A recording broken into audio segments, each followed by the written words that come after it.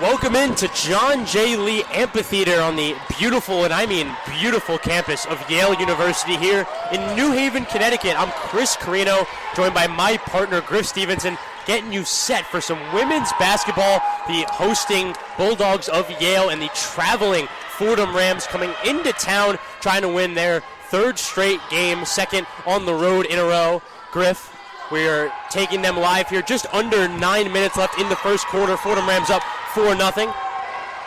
Yeah, Chris, Fordham off to a hot start here. It's Kylie Capstraw on the left elbow, now in the left block in the post, back to her defender, Kayla Berry, does a few spins and finishes in the middle of the lane. Kylie Capstraw.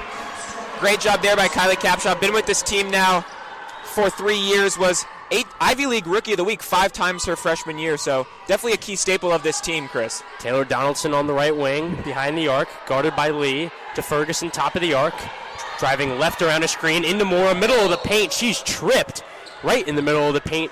She'll get called on the foul. Sanaya Moore there putting her arm up straight, not bending it, trying to get the foul call, but wasn't watching her ankles there as Arena Mora falls down there for a foul. It's going to be Ferguson under the basket, parallel with the right block on the baseline, taking it out. Ferguson gets it into Rose Nelson on the left wing, behind the arc. Dribble handoff to Ferguson, top of the key to Berry. Berry between the circles, trying to get it into Mora. She's on the ground once again, a bit of a toss-up, and it ends up with the Yale Bulldogs. No call that time, Chris. They're definitely trying to feed their bigs down low, but Mora getting tangled up every time. They're talking to Coach Mitchell right now on the sideline. See if they try to switch up their offensive approach. Capstraw trying to get it across half court. She does. Receives a trap right away. Edgar gets it between the circles. Back to Capstraw, left wing. Drives inside, takes the jumper. No good off front rim. Rebound. Some foul on the glass there. It's Kylie Capstraw receiving the foul on the glass, and it'll go the other way with Fordham.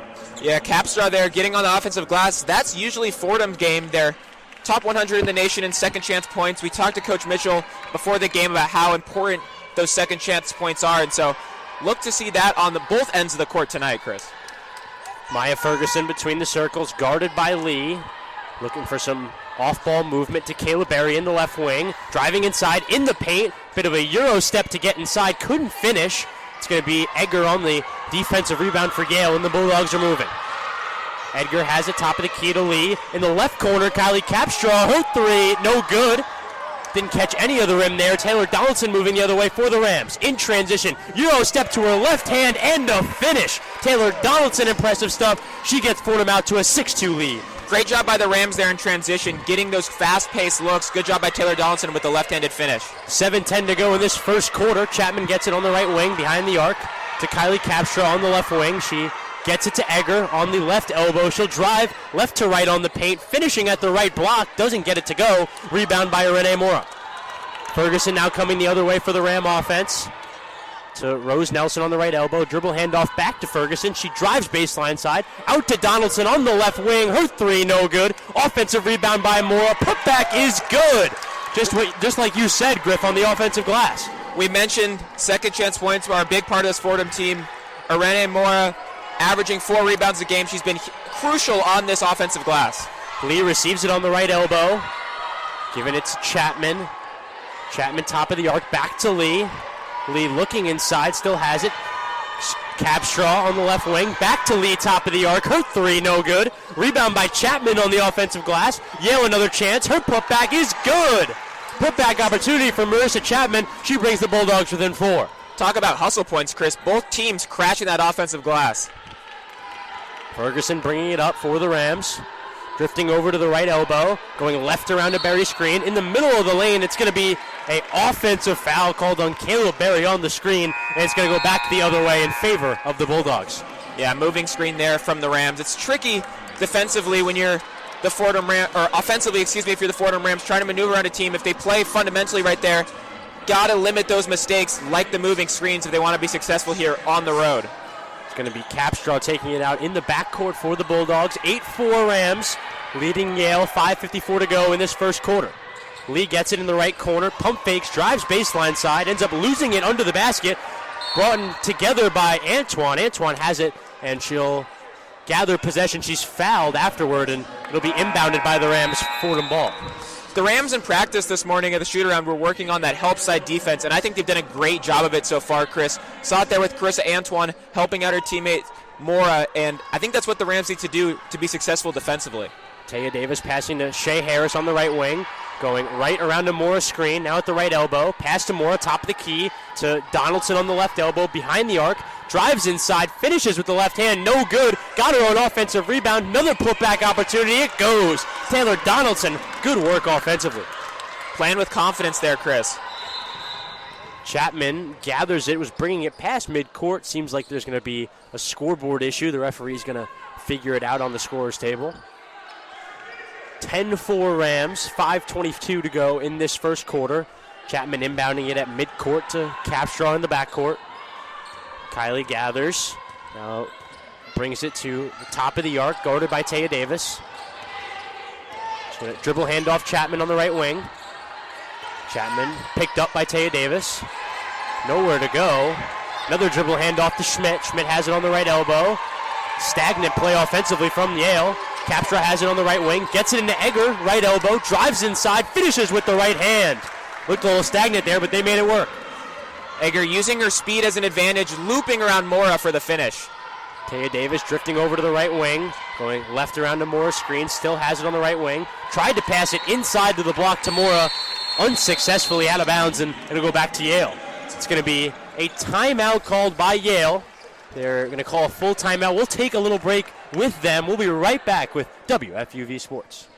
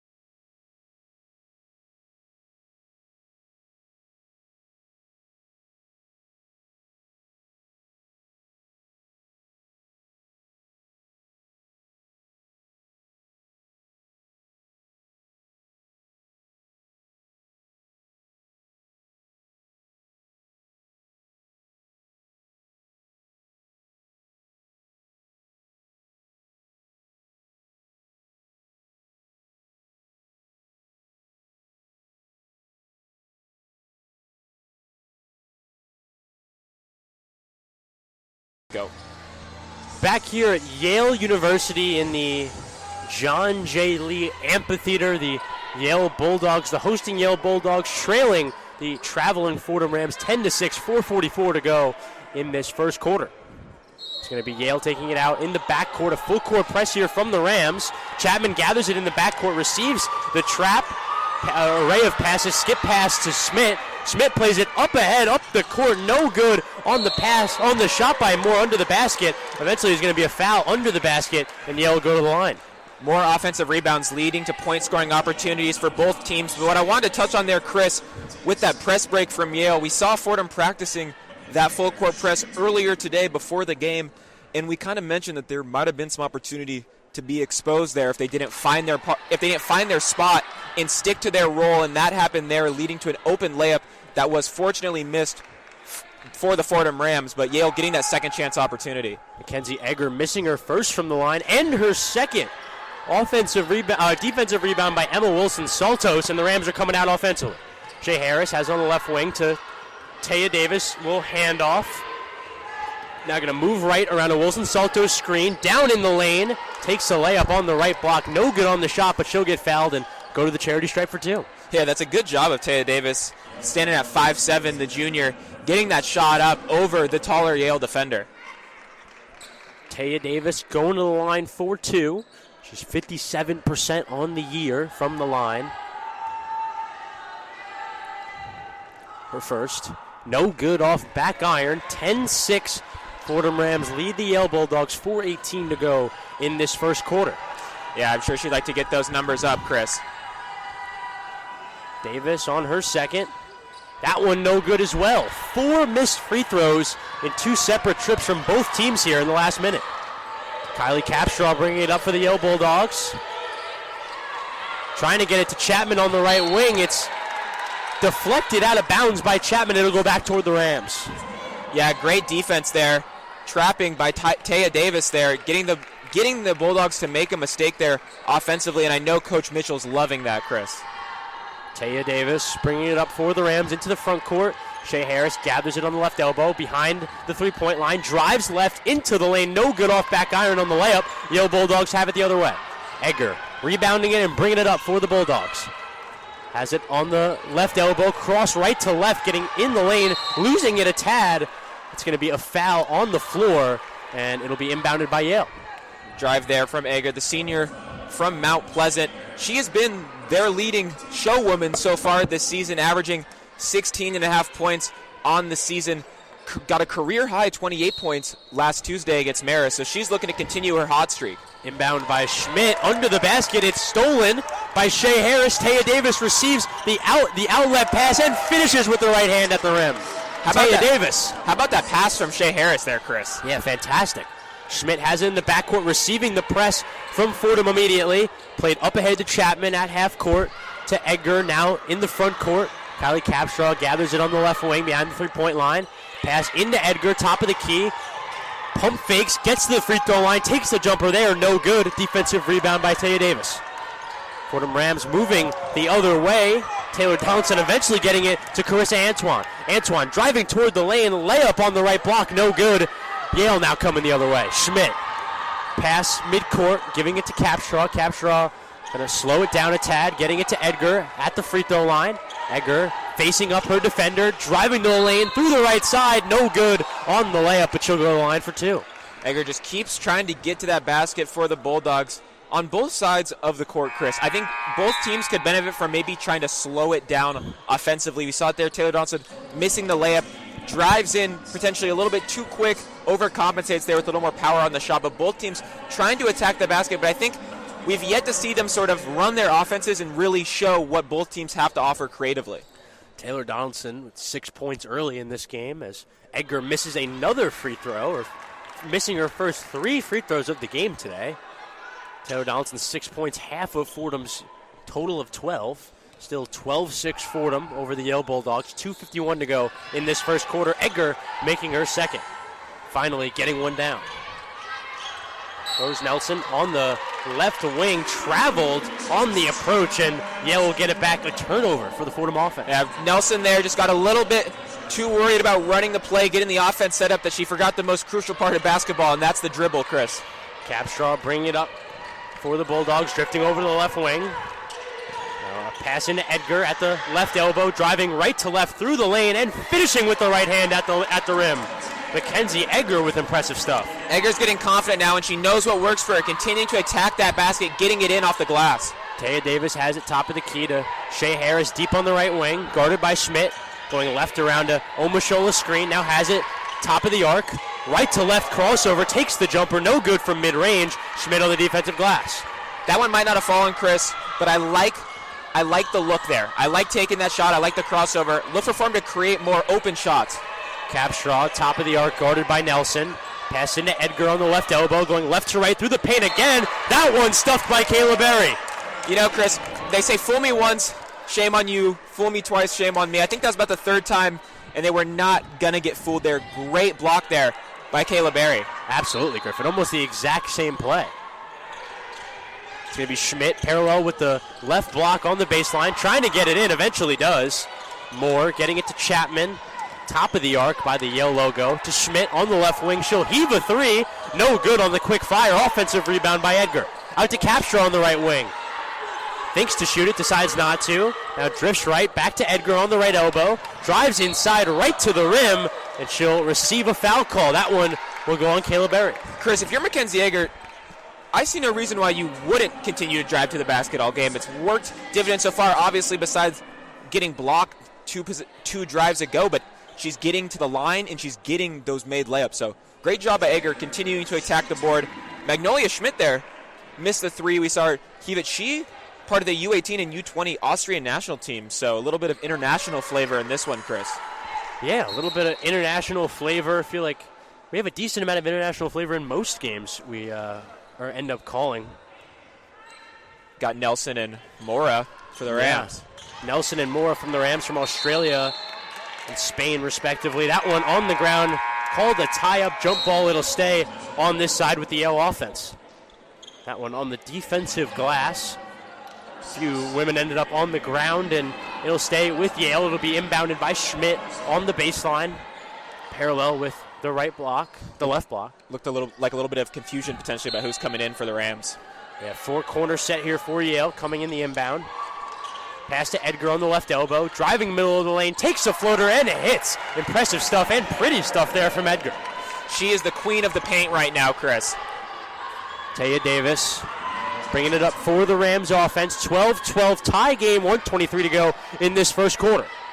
Maya Ferguson on the left wing, giving it back up to Taya Davis in between the circles, moving right around an Omashola screen, shooting a layup and making a layup right on the right block. Nifty work from Taya Davis. We mentioned she might not have the height, but a great job by Taya Davis using that speed to blow by her defender and get the layup. Kylie Capstra on the left elbow, directing traffic to Moore, top of the arc to Chapman on the right elbow. Chapman, couple pound dribbles on the right elbow, coming inside three-point line to Schmidt on the left wing.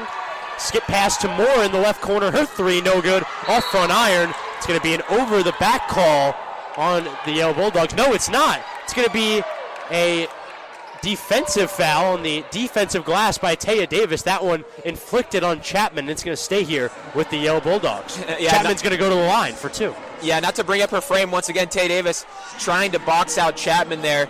Got a solid 2 to 3 inch size advantage on the Fordham guard, but I think for me, Chris, I think that's the wrong call. Chapman going up over Taya Davis. Nothing Taya Davis can do as she's pleading her case right in front of us, Chris, to the ref saying, I was boxing out. First one there. No good for Chapman. Another missed free throw for this Yale team. They've had an assortment of them so far this afternoon. 14-12. Fordham Rams lead. 44 seconds to go in this first quarter. And second one no good for Chapman as well. Fans of fundamentals, close your eyes. Taya Davis driving from baseline to baseline and finishing with the left hand at the rim, coast to coast from Taya Davis. Great job by Taya Davis. Already a few points on the board.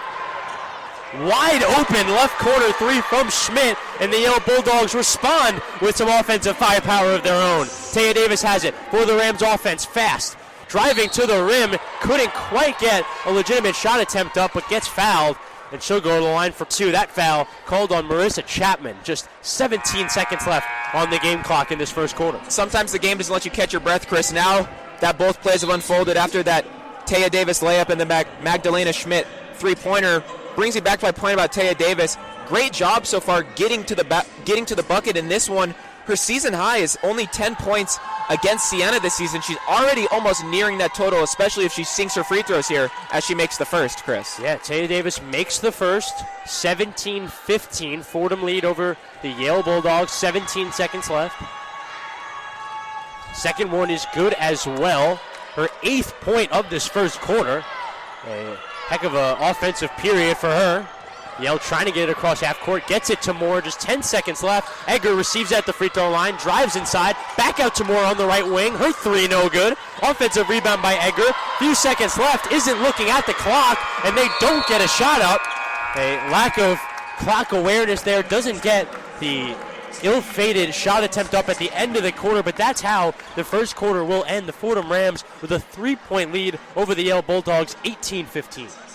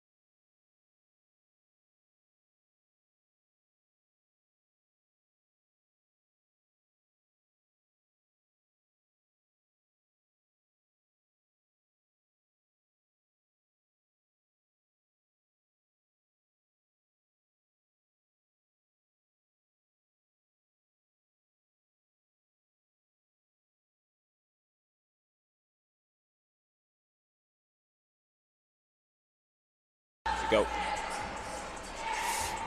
18-15, Fordham Rams lead the Yale Bulldogs here on the road in New Haven, Connecticut. I'm Chris Carrino, joined by my partner, Griff Stevenson. Fordham having a good first period there, Griffin. Yale kind of not helping themselves in some places, including three-point percentage, including free throw percentage. For the Fordham Rams, doing their job so far in that first period. Both teams benefiting from attacking the paint, getting those layups, whether they get fouled or they complete the shot, getting points by hook or by crook, as Madi Dembele would say, to use his term, in the paint. The difference in this one after one quarter is 3 points, Chris. I want to touch on the Yale Bulldogs are 1 for 7 from the three. So I would look for the Fordham Rams defensively to watch out, because Yale is getting those looks from three, and they might start knocking them down soon. Taya Davis getting it in the right post to Mora. Mora driving through the middle of the paint, shifting right and then left, and then putting it up with her left hand. Rene Mora with the finish, getting them out to a 5-point lead. Fordham up 20-15. Great left-handed finish there. Capstraw dribble handoff, top of the arc. Schmidt has it on the right wing to Edgar, top of the arc. Edgar guarded by Mora to Capstraw on the left elbow. She stops at the top of the key. Ball above her head, tried to get it into Edgar, through her hands and into the hands of Taya Davis. Fordham coming the other way. Taya Davis through the left side of the lane, stopping at the left elbow, back out Taylor Donaldson. Her left wing three, no good off back iron. Offensive rebound tried to get gathered by Omashola, ended up getting gathered by Edgar. Yale now moving the other way offensively. Kylie Capstraw on the right elbow, dribble handoff. Odom to Schmidt on the left wing. Tried to get it into Moore, top of the key, stolen by Taya Davis, couldn't stay in bounds. It'll go back to Yale. Great job by Taya Davis, once again trying to intercept the pass there for Fordham. In this one, though, Yale getting those second chance points, They lead Fordham with 7 offensive rebounds compared to the Rams' 2. We talked about Fordham doing a good job of that in the beginning of this one, but Yale seems to be beating them at their own game, Chris. Yeah, it was one of the themes we talked about with Coach Bridgette Mitchell before the game. Schmidt has it inside the three-point line in the left corner. Tried to get it out to Edgar, stolen by Taya Davis. Taya Davis in transition the other way, putting up the right-handed layup and finishing on the challenging Avery Lee. Just like that, Taya Davis gets the steal and finish to tie her season high of 10 points, and it's only the second quarter, the very beginning of the second quarter at that. Lee to Schmidt on the left elbow. Now in the left corner, her three, no good off back iron. Kiero Doom, no good. Now Taylor Donaldson moving the other way for Fordham. Driving to the left side of the lane, putting up a left-handed layup, no good. Rebound by Edgar and the Yale Bulldogs. Yale coming the other way. Edgar stopping straight on behind the arc. Dribble handoff to Schmidt, same spot. Schmidt dribble handoff to Odom. Odom dribble handoff more. Has it on the left wing. Kick out to Schmidt, left corner. Steal by Rose Nelson. Ball goes out of bounds. Good defensive effort by the Rams, though. Coach Mitchell always emphasizing the hustle and the energy, and I think it's finally starting to stick into the back of these Rams players' mind. Great hustle there by Rose Nelson, laying out, although she didn't win possession back for the Rams. Those are the hustle plays that can really get a team inspired. Lee to Edgar on the left block, to Chapman up top, back to Lee. In the left corner, Odom, her three, no good. Only 3 seconds on the shot clock. It's going to be called going the other way. It's going to be a push here. There's some confusion from the referees. It's going to end up being a Fordham foul on Irene Mora. It's going to stay here with the Yale Bulldogs. It's going to be Lee taking it out under the basket. Reset of shot clock. 20 seconds now on the shot clock. Pass to Odom. Taking it from the right corner to the top of the key. Dribble handing off to Chapman. Chapman on the right wing. Now drifting to the top of the key.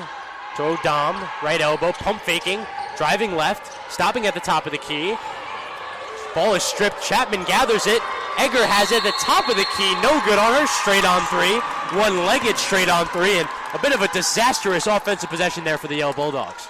That is just great individual defense by the Fordham Rams. They're playing defensively against the guards of Yale very, very high, but they're sticking to them like white on rice, Chris. Or white on the Yale Bulldogs uniform. Yeah, of course. Yale in their home white uniforms going left to right, and Fordham in their burgundy red going right to left with some black accent, just adding to the beauty. There's red rice too, Chris. Yeah, of course.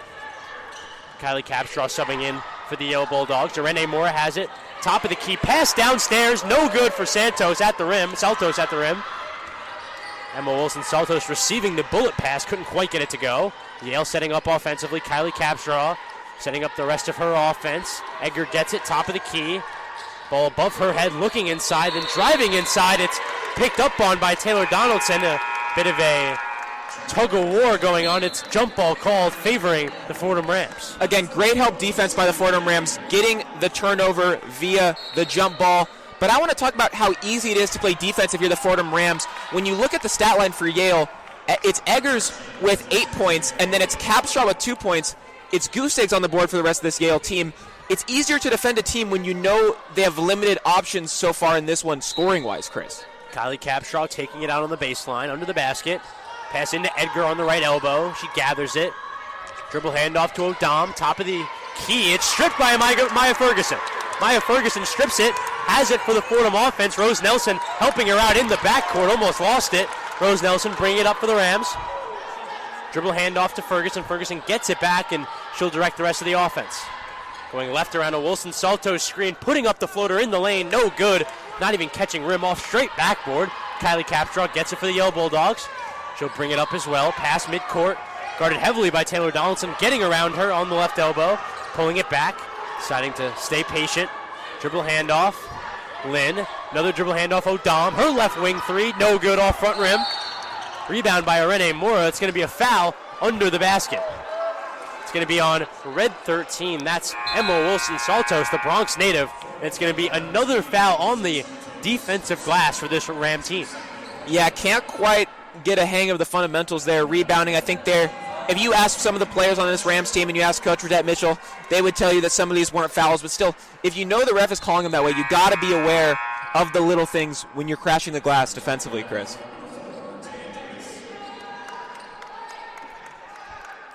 going to be Clark taking it out, or Schmidt taking it out to Edgar on the right elbow.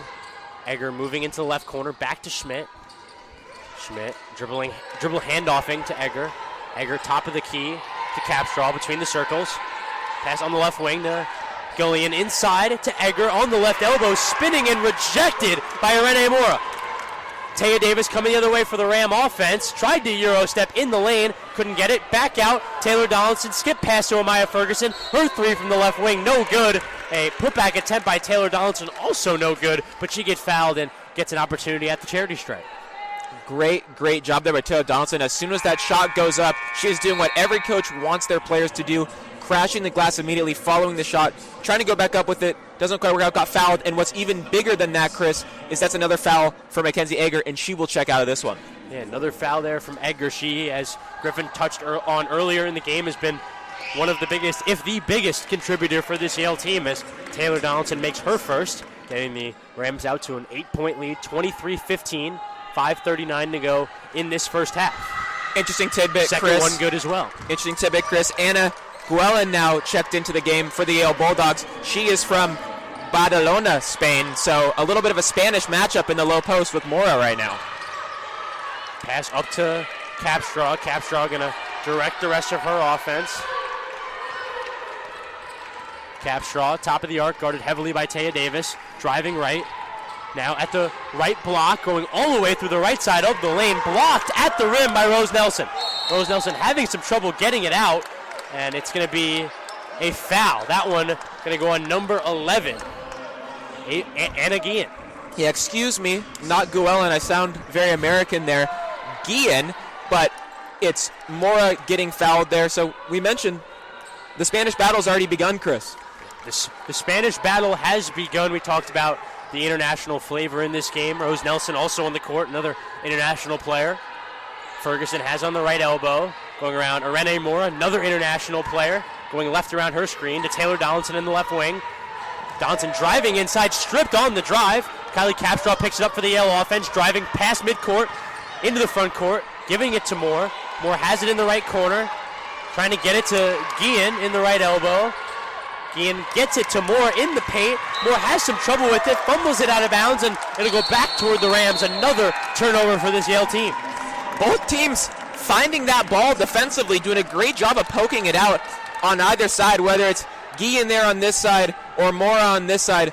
Both teams creating those steals, but it looks like the Fordham Rams have done it more often in this one as they lead by 9 points, Chris, with about halfway to go in the second quarter. Yeah, Fordham out to their largest lead of the evening, 9, 24-15. Fordham Rams leading the Yale Bulldogs on the road, 4:39 to go in this first quarter. We'll take it right back after this timeout from New Haven, Connecticut with me, Chris Carrino and Griffin Stevenson on WFUV Sports.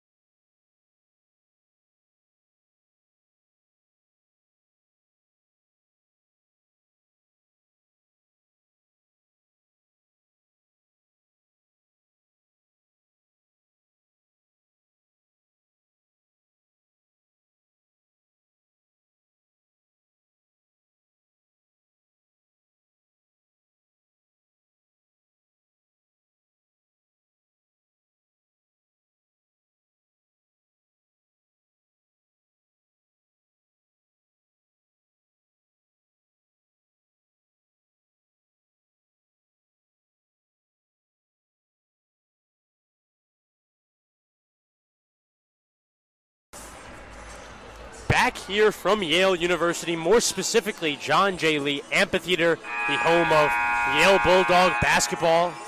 Yale Bulldogs currently trail the Fordham Rams 24-15, 4:39 to go in this first half. Chris Carrino joined by Griff Stevenson. Griff, really going to be hard for this Yale Bulldogs basketball team to get a win. They're shooting just 27% from the field right now. It's hard to win any basketball game that way. Yeah, their gym's called the Amphitheater, Chris. Plays are usually in amphitheaters. I say their offense right now is looking like more of a tragedy. Yes, definitely more of a tragedy from this Yale offense. The Fordham offense out there, Taylor Donaldson taking a quick right wing three and hitting. Taylor Donaldson with the big three, the A-10's leading scorer per game last year, adding to the Fordham lead. It's now a 12-point lead for the Rams. There's nothing better you could see if you're a Fordham Ram fan than Taylor Donaldson getting in the groove with her shot again. Moore passing it to Schmidt on the left wing. Schmidt to Lynn, top of the arc to Moore on the right wing. Back to Guillen, top of the arc. Dribble handoff to Schmidt on the right wing, now top of the arc. Back to Moore. Moore fakes going baseline, then drives in the middle of the lane. A shot clock violation. Great defensive possession from the Fordham Rams. Another shot clock violation for the Yale Bulldogs. Another great defensive possession, as you mentioned, Chris. Again, though, they are sticking to their man, and they are playing super tight. And I think that's a struggle that this Yale team has to look to overcome if they want to stand any chance in this one, Chris. Taya Davis drifting over to the left wing now. Faking right, going left around a Wilson Salto screen. Shea Harris pops quickly from the left wing, no good. Rebound, Kylie Capstraw on the defensive glass. Yale Bulldogs moving the other way offensively. Capstraw gives it to Moore, to Lynn on the left wing, behind the arc. Stripped there by Taya Davis. She's called on the foul. Getting a little overeager there. Got a lot of steals so far tonight, trying to add to that tally, but I want to bring it back to the last offensive possession for the Rams. The Shea Harris missed three-pointer. That one didn't go, but in their last matchup, their victory at Stony Brook hit two crucial threes down the stretch that really swung the momentum in favor of Fordham. Absolutely. Lynn receiving it from Edgar in between the circles. Pass to Kylie Capstraw on the left elbow. Back to Lynn. Lynn firing quickly from the right wing. No good from three. Rebound by Guillen. Working hard on the offensive glass. Into Edgar on the right block. Tries to pass it back out to Lynn. Lynn to Schmidt. Has to take a big three at the end of the shot clock. No good off back iron. Almost a logo three. The Yale Bulldogs trying to get anything going. Lynn trying to get her first three-pointer on the season. Donaldson taking a wide open three from the left wing. No good. Rimming in and out. Guillen on the offensive glass, getting fouled by Wilson Saltos. Actually going to stay here. It's going to be an offensive foul. An offensive foul on Anna Guillen, and it's going to stay here with the Rams. Not only is a lot of confusion from the officiating this evening. Not only is that a turnover that Fordham has won, but that would have been Wilson Santos' third foul of the night. That could have been big there, taking her out of the action, at least probably for the rest of this half. Yeah, it would have been a crucial foul. And she's out anyway. Still gets subbed out just for precautionary reasons. In goes Precious Omashola. Rose Nelson also subbing out, that in favor of Carissa Antoine. 2:48 to go in this first half. Rams with a 12-point lead, 27-15 over the Yale Bulldogs. Taya Davis receiving it on the right elbow, deep on the right elbow. Now driving through the left side of the lane, trying to finish with the left hand. No good on the layup. Rebound by Lynn and the Bulldogs. Yale moving the other way offensively. Capstraw trying to get across half court. She does. Guarded very tightly by Taylor Donaldson.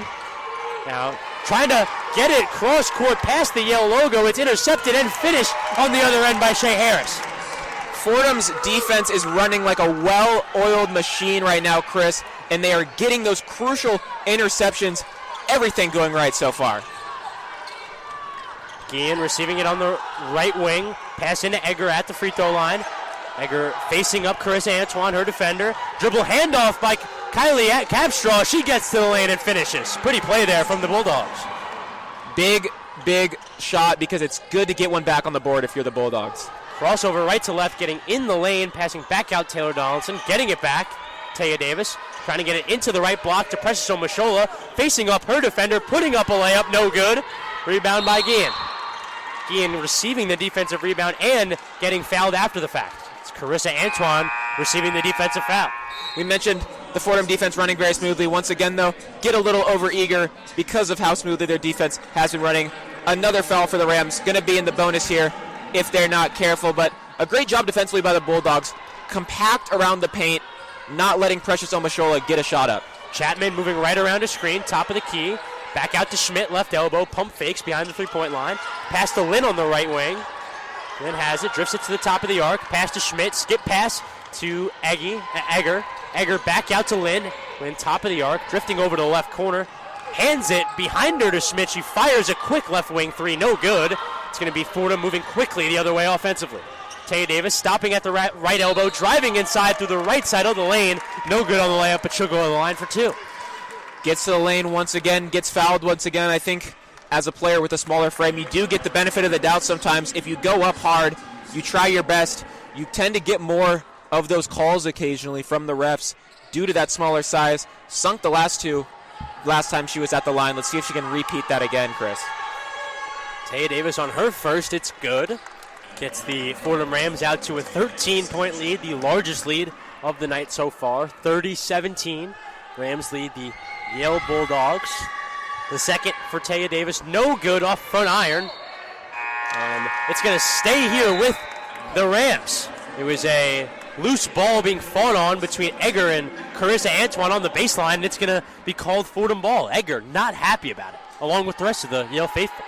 Again, that's why you follow up your shot. Great job by Kayla Berry. Even if she didn't get the rebound, she still disrupted Egger enough to force a turnover. Davis inbounding it on the baseline under the basket, getting it out to Taylor Donaldson on the right elbow. In the right corner to Taya Davis. Back out to Antoine, to Shea Harris. Now in the left corner, Donaldson passing it in the block, inside in the block to Precious Omashola. She has trouble with it and loses it out of bounds. Just off the fingertips there of Omashola. I think might have been a little bit more mustard on that one than she was expecting from Taylor Donaldson. But again, the Rams are doing a great job of being able to actually run their offense, Chris. It's a full court press from the Ram offense, deflected by Carissa Antoine out of bounds. The Yale Bulldogs get another chance to inbound. It's going to be Schmidt inbounding here in the backcourt. It's going to be a time change just to make sure it's all correct. 30 seconds obviously on the shot clock, figuring out game clock now. Game clock being fixed to 52.3 seconds, so 52.3 seconds to go in this first half. Still a 30-17 Fordham lead. Getting across half court, Schmidt gathers it in the front court to Chapman on the Yale logo. 22 seconds on the shot clock. Trying to go slow, dribble handoff to Schmidt. Schmidt gets it to Egger on the right wing. Drives right, baseline side, puts up a right-handed layup. No good. Goes out of bounds in favor of Fordham with just 33 seconds on the game clock. Fordham cleaning up their act a little bit defensively when it comes to the fouls. A great straight-up contest there by Omashola. Brought up by Ferguson. Ferguson top of the arc. 25 seconds on the game clock, 21 on the shot clock. Just 2 seconds separating shot clock, game clock. 30-17 still. Dribble handoff, Shea Harris on the left wing. Now going right around a Donaldson screen on the right wing. Taking a jumper. No good. Foot inside the three-point line. Carissa Antoine on the offensive glass and the finish. Just a few seconds left on the first half clock, and it'll seemingly finish out here. Just 0.4 on the clock. 32-17. The biggest Fordham lead, and that'll do it for the first half.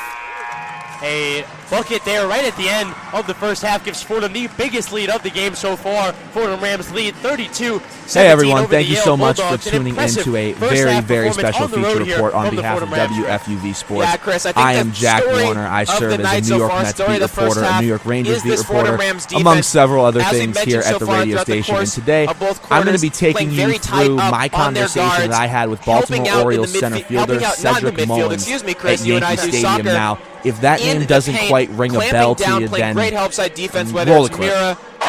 Tip your cap, Cole Irvin. Tip your cap, everybody. Cedric Mullins, insane in center. Are you kidding me? There's no way he can get to this ball. He's shading the right center field, but lay out, Cedric. My gosh, you won't see a better play maybe this entire week in baseball. He just concluded his 7th season in the MLB, all of which with the Baltimore Orioles. He's been a Silver Slugger with a game-high 11, and we'll be right back with second-half action from New Haven, Connecticut, between me, Chris Carrino, and my partner, Griff Stevenson, right after this on WFUV Sports. During the halftime, we have a little report by one of our colleagues, Jack Warner. I would call him baseball superstar Cedric Mullins, sat down, talked about their shared experience with Crohn's disease. We'll play that in the halftime break. Coming after that, the second half action from Yale and Fordham at Yale. Until then, signing off from Yale, from the John Lee Amphitheater on the campus of Yale University with WFUV Sports. Hey everyone, thank you so much for tuning in to a very, very special feature report on behalf of WFUV Sports.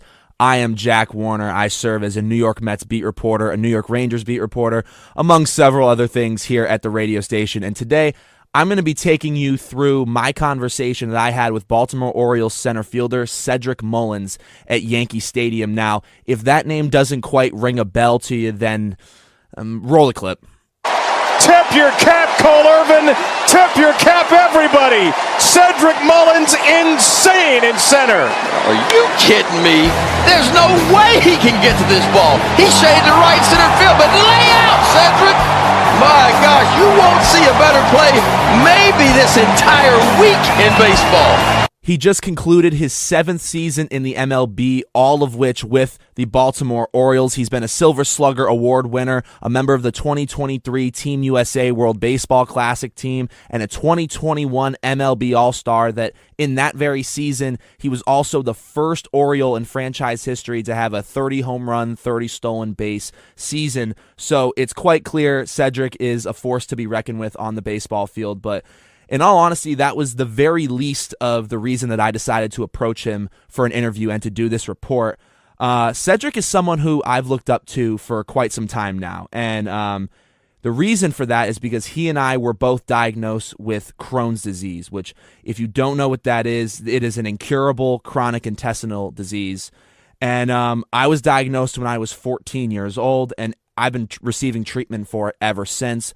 So I've always been fascinated by Cedric Mullins, particularly due to the real, physical taxation that the disease can have on someone, and yet he's excelling at the highest level of baseball. So I met up with him before a September matchup against the New York Yankees to talk to him a little more about his experience and just learn more about the guy. So without further ado, Cedric Mullins, everyone. Jack Warner from Fordham University's WFUV Sports here at Yankee Stadium with Baltimore Orioles center fielder Cedric Mullins ahead of their 3-game set with the New York Yankees here late in the regular season. First of all, it's almost playoff time. How you guys feeling in the clubhouse right now? I know it's pretty exciting, the season coming to a close, but you guys got some big games down the stretch here. Yeah, it's exciting. I think the best part is we got some guys that have been injured coming back, and it's exciting to have them back, and we're just ready to roll. Now, Cedric and I have something very much in common. I wish it was talent on the baseball field, but unfortunately, that's all you. Cedric and I both were diagnosed with Crohn's disease. If you don't know what that is a chronic autoimmune disease that affects the intestines and the lining of the digestive tract. Cedric was diagnosed back in 2020. I was diagnosed when I was 14 years old back in 2017. So that's why he's here today. I wanted to talk to him about his journey, about being a Major League Baseball player who also happens to have Crohn's disease. Now, I want to start back in 2020 when your diagnosis happens. You finish the season. You have to have a surgery done. You remove between 10 and 15 centimeters of your intestines. You lose around 20 pounds. Could you just walk us through what that experience was like, having to work back into getting into shape for a professional baseball season right after your body going through all of that? Yeah, it definitely wasn't easy. I think the biggest part was just kind of understanding where my body was at as a starting point. Knew I had lost a decent amount of weight. The program I'm with back in Atlanta, P3, they'd done amazing work with me and was able to get me going. Was there ever a concern, like when you were first finding out about your diagnosis and really going through the things that you were feeling, physically, was there ever a concern that it was possibly going to be career-ending? Honestly, that thought really didn't cross my mind. I didn't know the level of significance that I was dealing with. I just had my focus on getting healthy. Things really just lined up the way they were supposed to get me back on the field. Now, you talk about not really knowing the severity of the disease.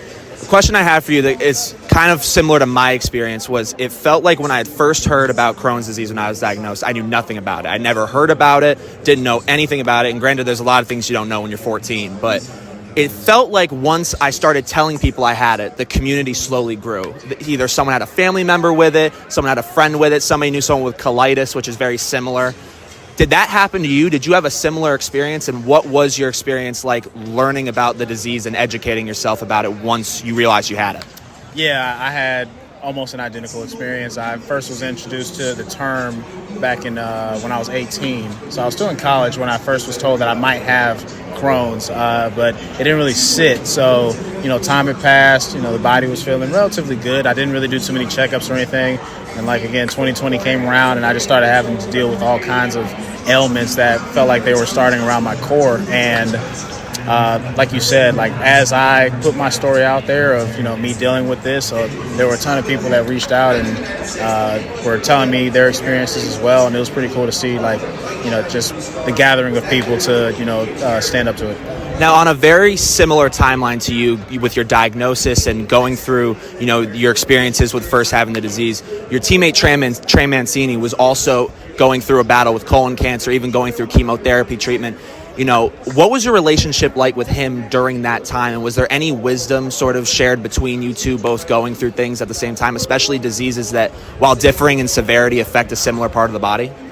Yeah, me and Trey have a great relationship. Still talk to him to this day. I kind of kept what I was dealing with close to heart away from him, just in the sense of I didn't feel like I was in a life-threatening situation compared to when you hear the big C. So all of my support and all the fan support was focused on him, which was exactly what I wanted because he's a great dude. He definitely deserves everything, and it was great to see him come out of it on top. Now, you come back from, your diagnosis, you go right into that 2021 season, and you make the All-Star team. You're the first Oriole to have a 30-30 season. When you look back on that year, everything you had just recovered from in the offseason, all of the training that you had to go through to get back ready for that season, do you look back on that season with any added triumph because of the things that you endured before heading into that season, aside from baseball performance? Yeah, 100%. Along with COVID and just the world dealing with the pandemic at the same time, my thought process during that moment was, okay, if we have a normal season in 2021, my goal is to be able to play throughout that whole season. The adjustments I had made during the offseason just to, get myself in baseball shape. And, I was working with the training staff and the coaches. And, when I said, hey, I'm good to go, it was just kind of one of those crazy seasons where everything was falling in place. Could you just briefly touch on your involvement with the Crohn's and Colitis Foundation? I know you have been involved with them, regionally around Baltimore, but could you just kind of expand a little more about what exactly it is you do with them? Yeah, for the most part, it's continuing to raise awareness. I think it's definitely made a name for itself in terms of the understanding of what the disease does and what it has done to a lot of people. But the second thing is continuing to put money into it. That's what I do. I work with Big League Impact to support the Crohn's and Colitis Foundation. For every win, I donate to that cause. And, I think it's fun involvement. It's my second year doing it. It's been really fun. And then lastly, what would be your message to any, young athlete, even adult athlete that is trying to pursue the sport they love, but maybe going through some of the experiences of whether they're finding out they have Crohn's disease, whether it's diseases similar to Crohn's disease, IBD, any of those sort of very debilitating diseases that could affect someone's physical activity, but they really want to go pursue their favorite sport? What would just be your message to any, person going through that kind of experience? Yeah, I'd say, first of all, there's a chance that I could have avoided the surgery altogether had I just listened to my body and, let someone know that something fell off at any given time. But, things happen the way they did, and I would just say, to stay positive. I think that's kind of what led me to be able to continue to play. I didn't really think of the negative sides of it. I continued to think on, the future and just me being in good health and, just learning from it, understanding what I can and cannot do, just, for most part from an eating aspect and, taking things into the body. So just continuing to try to stay healthy. Cedric, your story has inspired me and so many others. I really appreciate you taking the time to join me. He's starting in center field tonight for the Baltimore Orioles. Tune in tonight as the Orioles take on the New York Yankees. For WFUV Sports, I'm Jack Warner. So that was my interview with Cedric Mullins at Yankee Stadium about being a Major League Baseball player with Crohn's disease. The Orioles would go on to win that game that night. And I just want to give my sincerest thanks to Cedric for the time he was willing to give me. He's such an insightful, humble, kind person. And I had such a bevy of questions for him, and he was so thoughtful in his responses and never made me feel like I was a burden, made time for me before batting practice. And the craziest part about all of this is that this report almost didn't happen. And this is another testament to how wonderful of a human being Cedric is. I met Cedric at Citi Field in August for a series against the Mets. I met him in the clubhouse, and the Orioles clubhouse before the game, and we agreed to do the interview on the field at Citi Field during batting practice. I get his attention, we do the interview, and I come away from the interview with no audio. If you're looking at this B-roll that I'm playing on the screen right now, I didn't mute that. My microphone malfunctioned, and I lost all of the audio. And this was something that meant so much to me that I was absolutely crushed upon learning that had happened to me. And after a conversation with Orioles PR, where they were able to sort of speak to Cedric on my behalf, he very thoughtfully agreed to do another interview with me a month later at Yankee Stadium when they came back to New York City.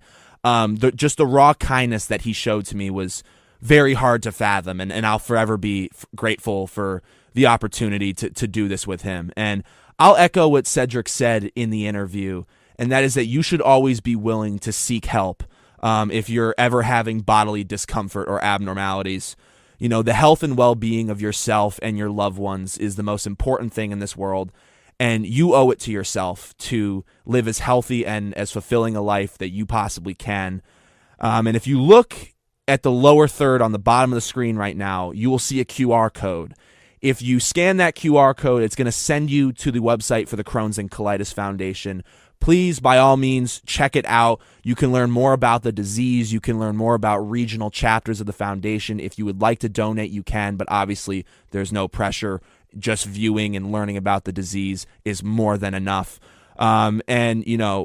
This disease has the ability to ruin lives. While it is not necessarily a terminal disease, it changes people's lives forever. And there's currently no cure. So any steps that we can take towards educating the public about what it is that makes Crohn's and colitis unique and in some ways dangerous, the more steps we can make towards hopefully one day finding a cure and finding proper prevention.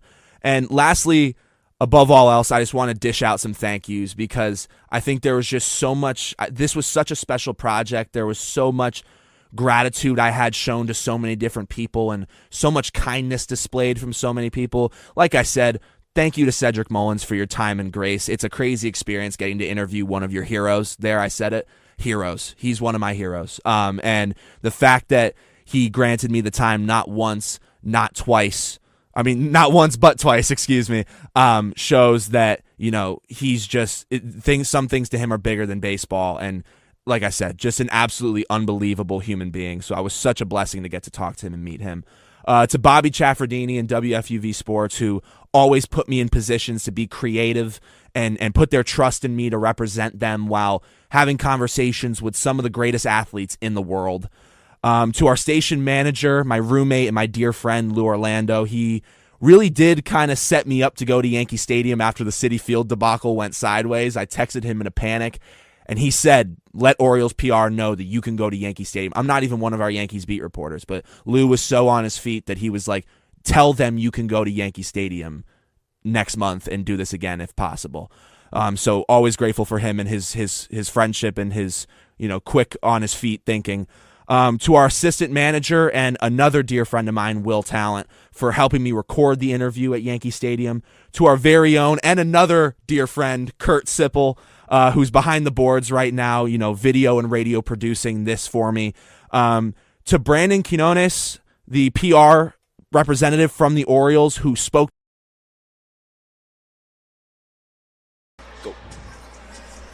Welcome back into the John J. Lee Amphitheater for second half action in this women's basketball matchup between the hosting Yale Bulldogs and the traveling Rams of Fordham University. Fordham Rams currently up 32-17 after a pretty eventful first half where, Griff, they looked really good, maybe playing some of their best basketball of the season.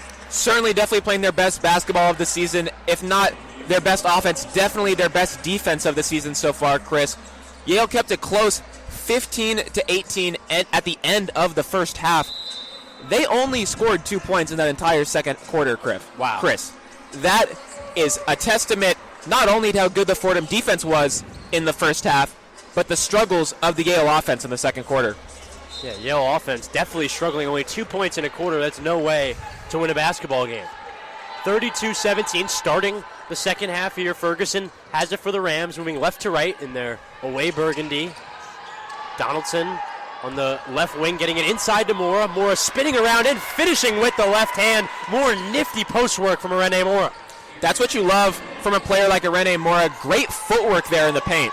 Kylie Capstraw trying to get it across half court. Eventually gets it to Chapman, who does. Capstraw has it deep on the left wing, directing the rest of her offense.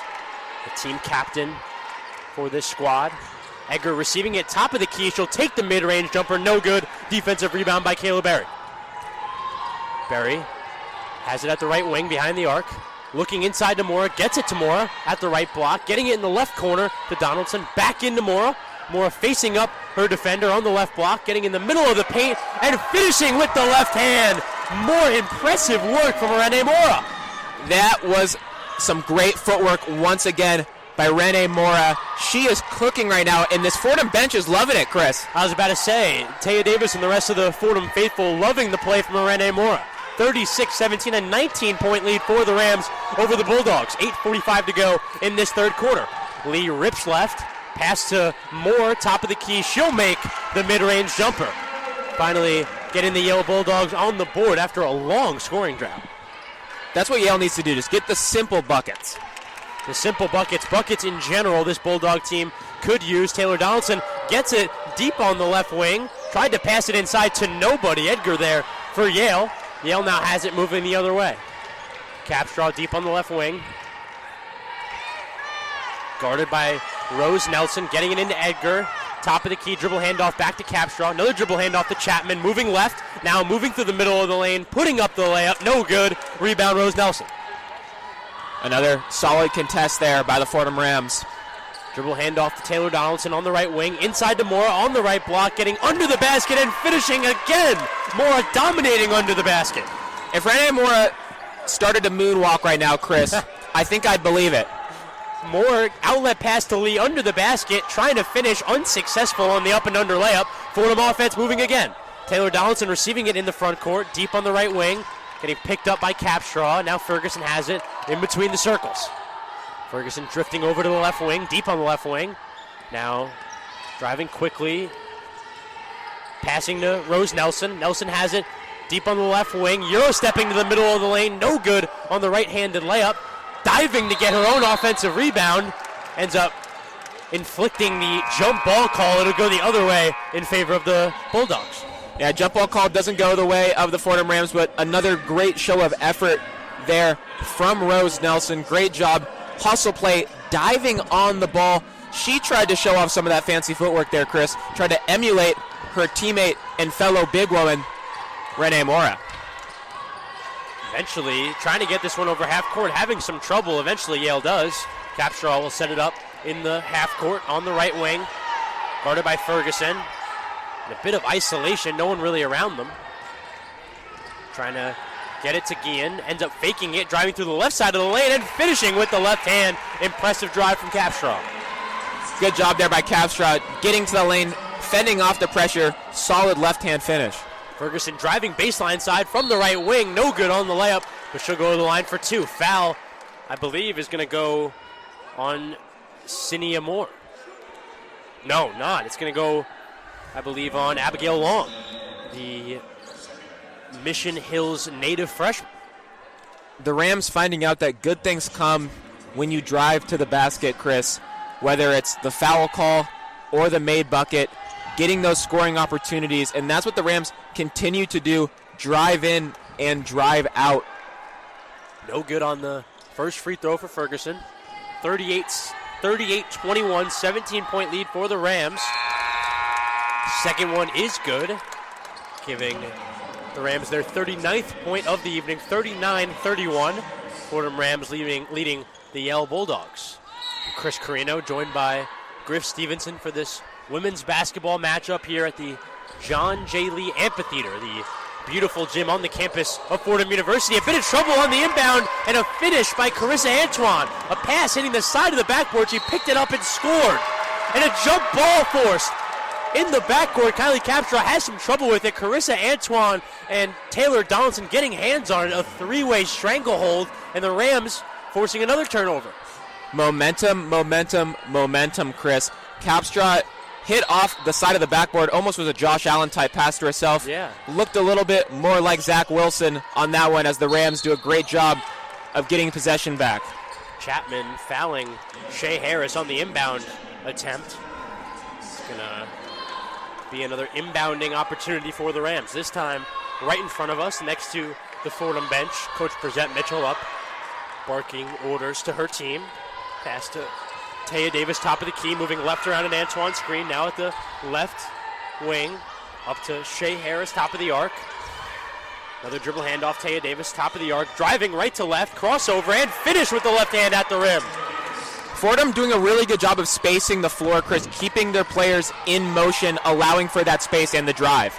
Moore receiving the outlet pass in transition and finishing at the rim. On the other end there, a great job by Yale finding the gaps in transition. 43-23, 20-point lead for the Rams as they have it offensively. Out to Irene Mora, top of the arc. She'll dribble handoff to Shea Harris, to Antoine, between the circles, to Taya Davis on the right wing. In the right corner, Taylor Donaldson. She dumps it in the right post to Irene Mora. Back to her defender, spinning right, spinning left, putting up the left-handed layup. No good. Rebound by Kylie Capstraw.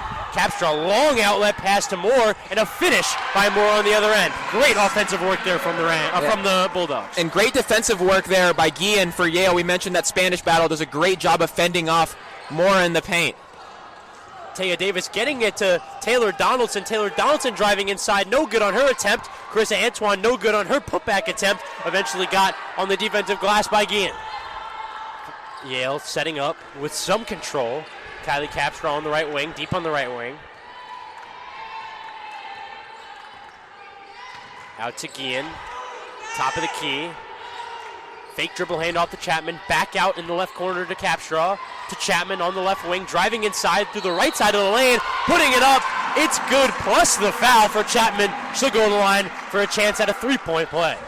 Yale starting to string offensive sequences together, doing a great job of trying to find those gaps in the Fordham defense. They're finding them with those sharp, quick cut passes.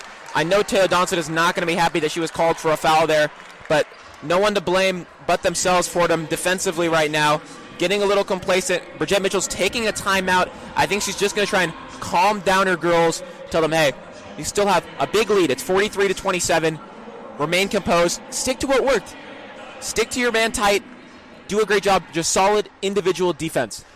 It's going to be a media timeout with 4:51 to go in this third quarter. As Griff said, Yale going to try and continue some of this recent momentum they have gathered. 43-27, Fordham Rams leading the Yale Bulldogs here at Yale. We'll be right back after this break with WFUV Sports.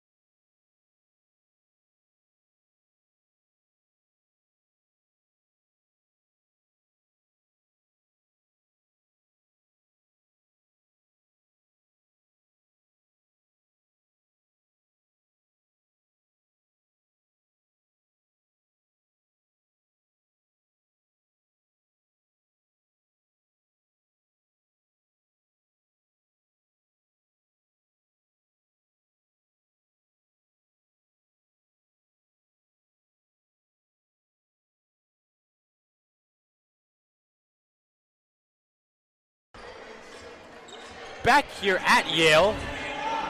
Yale Bulldogs trailing the traveling Rams of Fordham University 43-27, 4:51 to go in this third quarter. Chapman going to the line for two. They're going to the line to complete her three-point play. No good off back iron. Rebound defensively by the Rams. Up to Kayla Berry on the wing to Shea Harris in the left corner. She's called on a travel. It's the second travel called on this Ram team in this game early in the possession. And for a team that is in as much a control as Fordham is, you still don't want to turn the ball over that way. And that's not what you want coming out of a timeout where I'm sure some of the conversation was, let's remain composed. Chapman has it on the left wing, deep on the left wing. Dribble handoff to Moore, same spot. Moore now driving baseline side, stopping, back out. No good on the top of the key jumper. That was taken right at the top of the bubble. That one by Odom. Odom no good on the shot. It'll go back toward the Rams. Yale in a bit of a full court press. Taya Davis and Shea Harris trying to get it over half court. They eventually do. No, it's stuffed.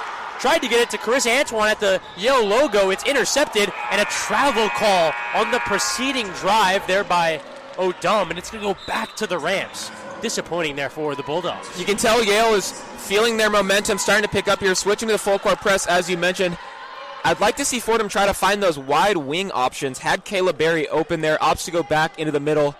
Nearly get it. Well, they do get a turnover. Lucky that it was followed up by a travel with the Bulldogs. But let's see how Fordham breaks this press as they find Kayla Berry now, Chris. Yeah, breaking the press, finding Kayla Berry in the front court. Shea Harris getting it inside to Antoine on the left block. Fadeaway shot, no good off the right hand. Wilson Saltos under the basket with a putback, no good. Blocked by Gillen under the basket. Kayla Berry tried to put up a second putback opportunity, and it was stuffed. Guillen on the rejection, now coming the other way. Eggers stripped slightly, end up having more diving, getting her teammates mistake. Chapman's going to set it up slowly for the Yale Bulldogs. Chapman dribble handoff to Moore, top of the key, driving right side of the lane, putting up a right-handed layup, no good. Shea Harris on the defensive glass, but she gets fouled on the drive afterward, trying to get into the front court. Chapman picking up a couple fouls. That's her fourth of the evening, Chris. That's no doubt going to put her in some big foul trouble, just trying to prevent this Fordham offense from going on the counter, trying to prevent Shea Harris from getting that momentum for this Rams offensively. They'll set up now. Yale's going to back off a little bit. Taya Davis receiving it in the backcourt, moving into the front court. Drifting over to the left wing, pass to Kayla Berry, same spot. Kayla Berry looking at the off-ball movement to Taya Davis, top of the key, driving right around to Saltos' screen. Now in the left side of the lane, into Saltos on the right block. Dribbling it there, ends up losing it. A jump ball forced by the helping Mackenzie Egger defensively. It's going to stay here with the Rams. Right now, Chris, I think what's hurting the Rams is it's going to go the other way, in favor of the Yale Bulldogs. A turnover there. Right now, I think what's hurting the Rams, Chris, is it's a pretty undersized lineup compared to what they usually rock. I know you have Kayla Berry on there, but a lack of their main two bigs in Rose Nelson and Rene Mora. Guillen to Lee on the left wing. Dribble handoff, top of the key. Odom trying to move to the left side of the lane. Another dribble handoff to Moore. Moore has it on the left wing right in front of the three-point line to Egger at the free throw line. In the right corner, Guillen, her three. No good, rimming in and out.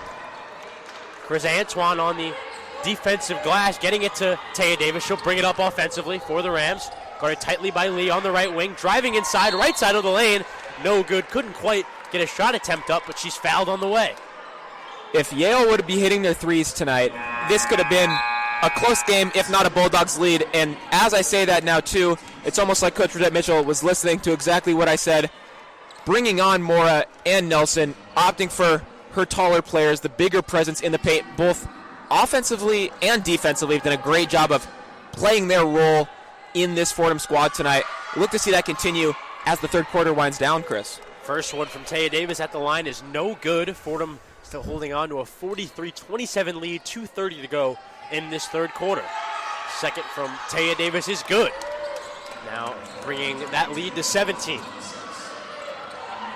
Gathered by Odom in the backcourt. Pass to Moore, still trying to break the press. Try to get into the front court, having some trouble, trying to get it to Lee. Thrown out of bounds, but Lee's fouled by Mora as she tried to gather it, and it's going to stay with the Bulldogs. Yeah, slight contact there on the pass from Mora. Lucky there if you're the Bulldogs. A little bit of an errant pass. Lucky to not get the turnover there. The Rams now just set up your defense, and the Bulldogs try and get your offense moving. Run a play. See what you got. Extend your options. You have nothing to lose.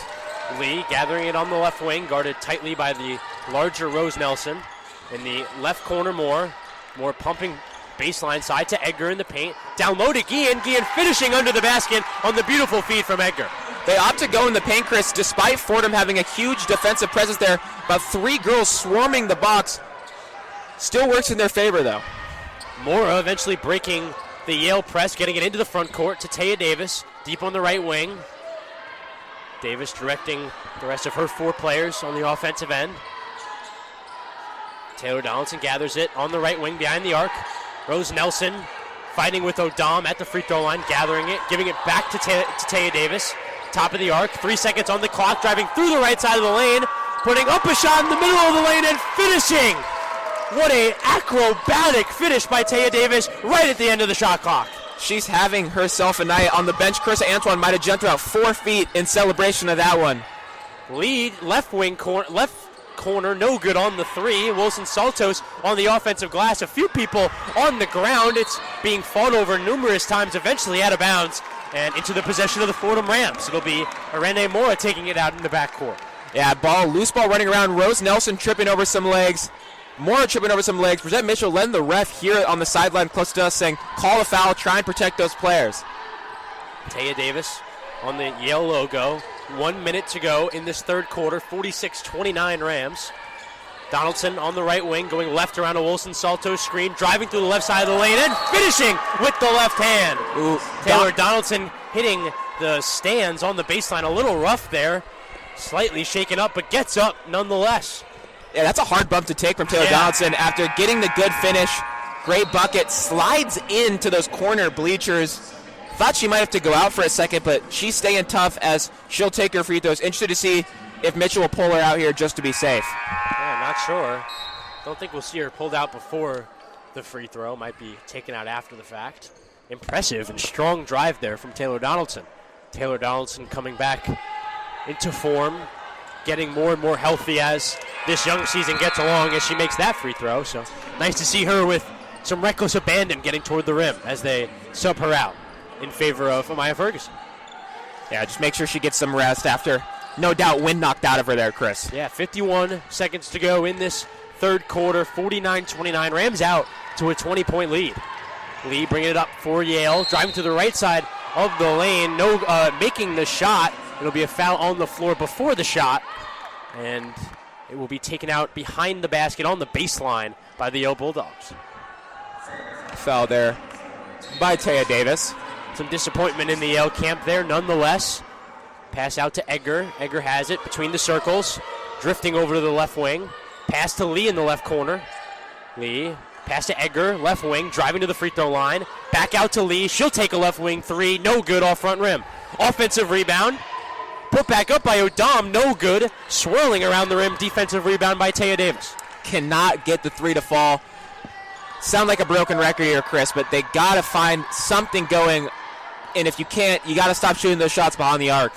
49-29, 20-point lead for the Fordham Rams over the Yale Bulldogs. 7 seconds to go in this third quarter. One final shot. Amaya Ferguson, right corner 3, no good. Rebound by Rose Nelson. She puts it up and hits a acrobatic putback right around the free throw line, nowhere near close to the rim. Gets it to go, and that finishes out the now 22-point lead for the Fordham Rams going into the fourth quarter. Great job there by Rose Nelson, getting the rebound, getting the putback with only 2 seconds left in the quarter. Another one of those plays, Chris, that provides a lot of momentum. The big one in this game that kind of goes unmentioned or under the radar is there's been plenty of plays on the Fordham side that get their bench up and moving. Not so many on the Yale side, and especially when you're playing on the road like the Rams are. As we mentioned before, talking to Coach Mitchell, they really struggled on the road last season, trying to get the momentum going. Those are the plays that you love to see because they're getting the team fired up.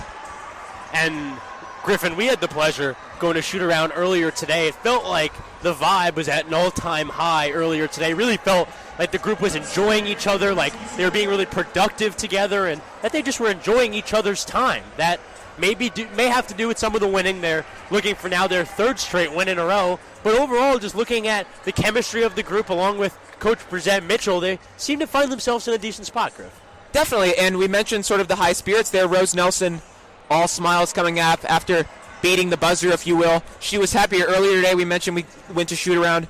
She won the little elimination three-point shooting contest that they have at their shoot-arounds. So it's been a good day overall for her. Just a good day overall for this Fordham Rams team. I know the vibes are going to be high on the bus back, but there's still a quarter to play, Chris. A lot to play for, honestly, as you're trying to set the tone for the rest of the season. Still can't get complacent. They're going to feel like it's in their hands because it is, you mentioned, the 22-point lead. But you still want to play your game.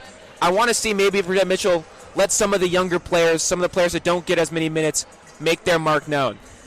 And this Yale Bulldog team on the other side, Griff, really struggling to shoot the ball, just 31% from the field to start this first three quarters of this game, 6.3% from the three-point line. That is really not good, and 22% from the free throw line. That is really not good, and on however many attempts that they've taken, now 2 for 9 at the free throw line in comparison to Fordham's 8 for 13 from the free throw line. It seems like places like that, places like the field goal percentage, 13 for 42 for the Yale Bulldog team. Their three-point percentage, 1 for 16 from three. It seems like these are really the places that the difference is the most adamant. Now, as you mentioned, they're 1 for 16 from three, and honestly, there's bad nights, and then there's 1 for 16 from three. At that point, maybe it's not just, okay, obviously you're having a bad shooting night, but a little bit of bad luck perhaps, couple ones roll out of rim, leaving some points on the board. But I think it just comes down to the shot selection, Chris. Their offense has struggled, been very stagnant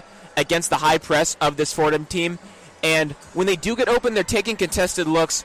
And the only time they're taking uncontested looks is from three, and those aren't falling. So as the coach, you really got to evaluate, take a step back, figure out what you need to do here in the final fourth quarter to at least leave this game with something. I was about to say, Griff, even if it is an improvement that doesn't lead to a victory today, what should this Yale team want to do offensively in this last quarter just to gain some momentum going into their next matchup? I think just run the offense, as simple as that. Try to get a good sequence that gets you a good look that you can feel happy about slowly but surely, Chris.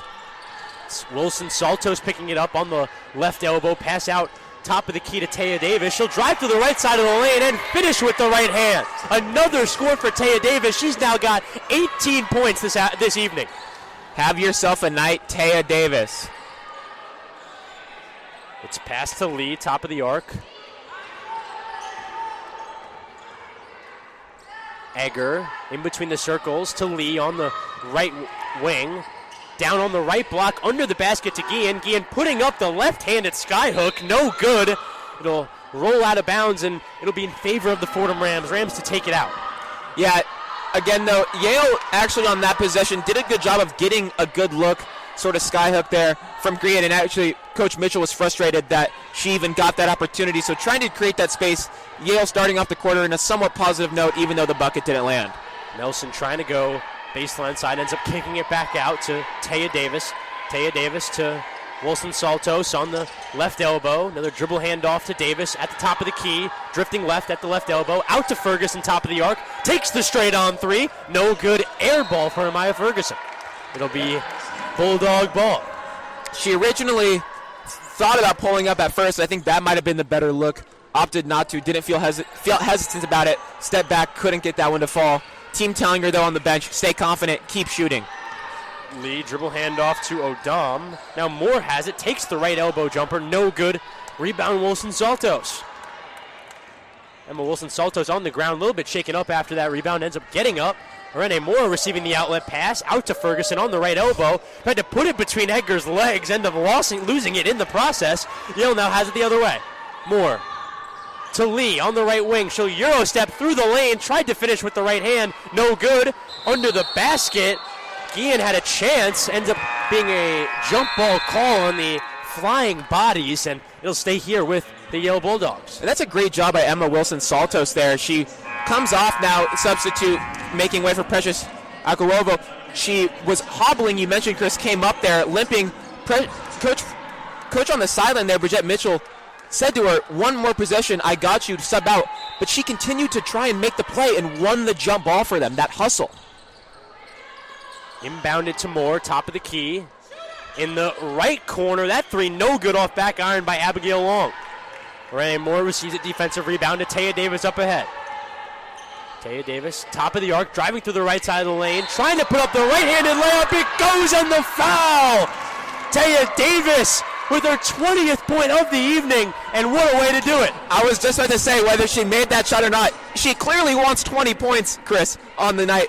Driving into the lane, despite her size, getting the shot up, getting the and one, and again, just another big momentum play for them, crashing into the paint, driving into the lane, being quick there, outpacing this Yale Bulldogs team.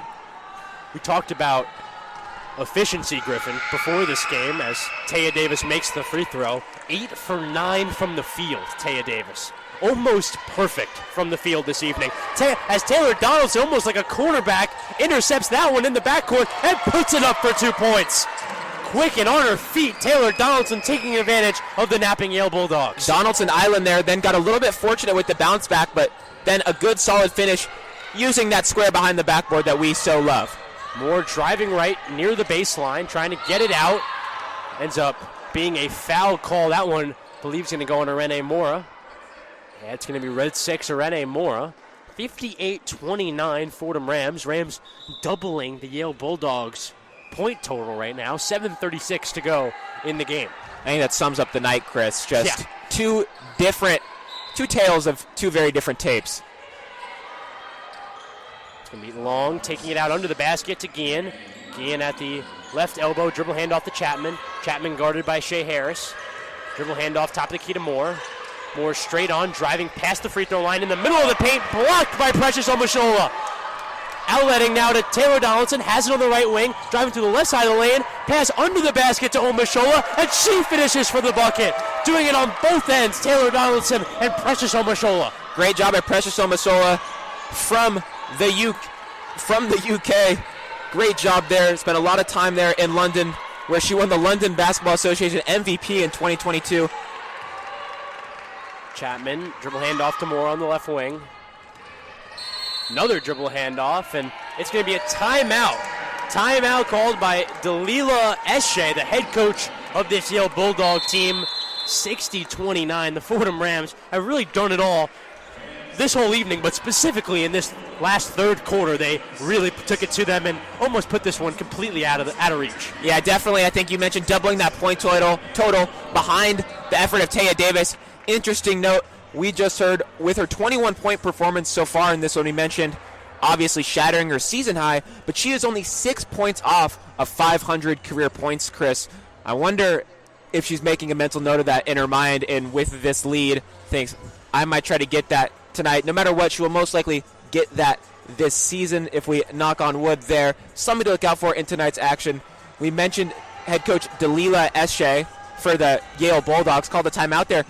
She was drafted 25th in 2006 by the Seattle Storm, played overseas a little bit, I think Turkey, Austria, Italy even, so a lot of experience there. Even coached at Princeton, and when she was there, that Princeton women's basketball team won a tournament game, so good coaching prowess from this Yale Bulldogs team. Yeah, absolutely.